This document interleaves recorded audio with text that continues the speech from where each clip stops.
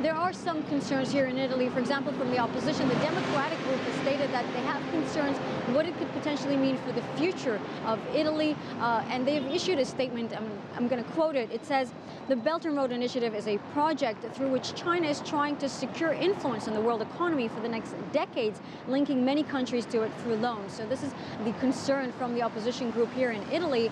And then when it comes to the concerns of the United States, of course, it's similar in terms of the potential influence and power that China is gaining with this link to Europe.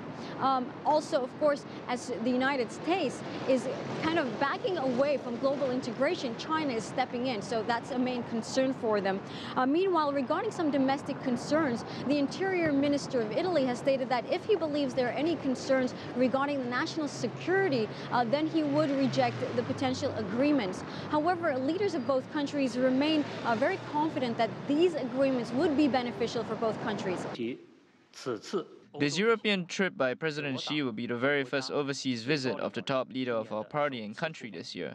It carries historic significance for promoting China's relations with these three countries. It will inject fresh impetus to China-EU relations, create new space for the Belt and Road cooperation, and make new contributions to world peace and development. Our economic and trade interest in this Chinese infrastructure is absolutely legitimate and is indeed justified by our national interests. This way, we could increase our export into a massive market, and our companies would have the opportunity to take part in the infrastructural investments.